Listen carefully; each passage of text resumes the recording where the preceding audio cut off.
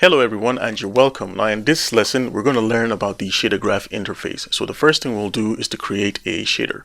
So to do that, let's just go ahead and right click on the projects tab right here on the assets, or we can just go to assets and go to create and go to shader, and let's just create a PBR graph.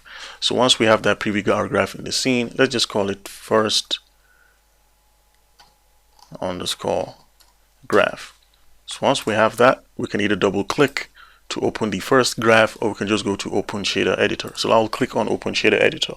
So when this pops up, the next thing I'm going to do is to click on these three dots and click on maximize, so we can have a large view. So this is the default shader editor interface. Once we've created an asset, if we want to save that asset, we could just click on save assets. If we click on show in project, because this is maximized, we're not going to see anything. But if this was in a minimal view and we click on show in project, it will show us the position of the shader within the project. So next we have the main preview.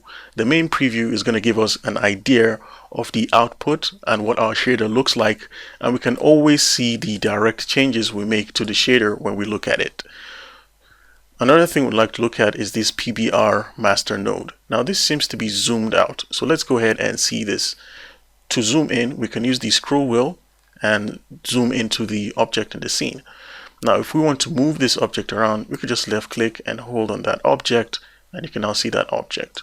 So we can zoom out with the scroll wheel, and we can also zoom in with the scroll wheel.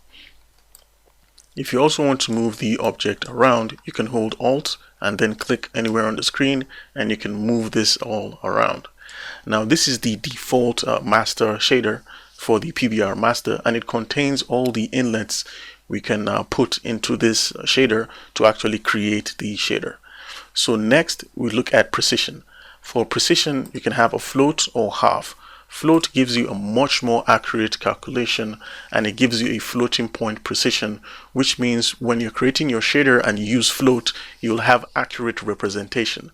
Half is used for mobile assets or environments that require less computational power, so you can switch it from float to half. So half will give you less accuracy, but also manage memory better. So next, let's go to the color mode. The colored mode is much more useful when you actually have, multiple nodes in the scene. You can use user-defined color nodes to actually specify which color of these nodes. We'll actually see that in the lesson. Now, the blackboard itself shows the properties of the graphs. With the blackboard, we can assign new properties. If we click on the plus arrow, we can assign these properties. We can use a vector 1, a color, a text, or 2D. What this does is to actually display and show the properties on the shader, on the material, when we're working with the asset. So the main preview, like we said, this is the main preview. It shows us the model. So we see the main preview. We can actually maximize the main preview.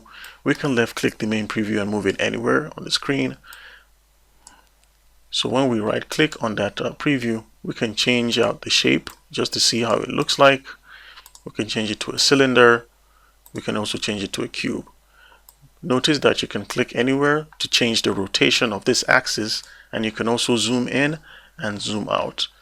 The main preview is a live window, and whatever changes you make to your shader, you can actually see that. So basically that's it about the interface. If you want to create new nodes, because we can't see the nodes here, press spacebar on any blank space, and you can choose the nodes between artistic, channel, input, master, math, procedural, utility, UV, and vertex skinning. You will see this arrow that points to the right. When we click on this arrow, it means you can add more nodes, and these nodes have subnodes between them. So anytime you click on a node, the node is going to appear. So each node will have, some nodes will have an inlet and will have an outlet.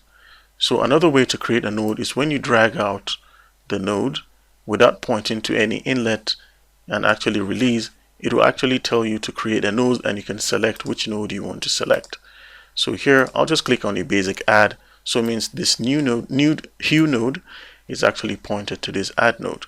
To deselect or disconnect a selection, you click on that connection and press delete. You can put connections to the required spots, so you can see how the output will look like on your object. So that's how you can create nodes That's how you can check out the nodes that exist. You can create custom nodes and custom properties using the Blackboard.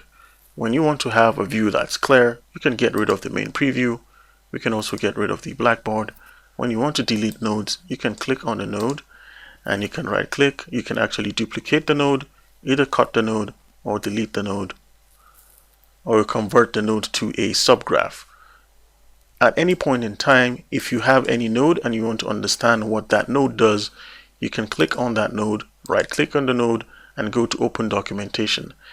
If you're connected online or have the built-in documentation downloaded, this will open up the documentation for the specific shader and you can read up more information about it.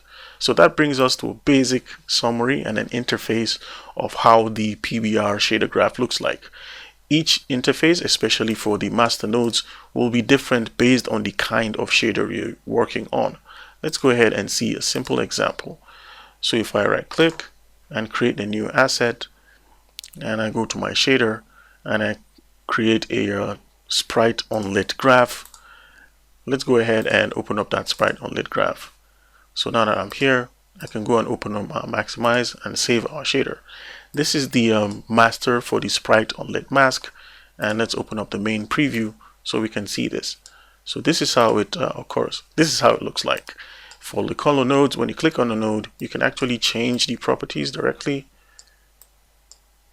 and you can get a live feedback. So once again, thank you very much for watching, and in our next lesson we'll start building a very basic and simple node that we can use to learn more about Unity Shader Graph.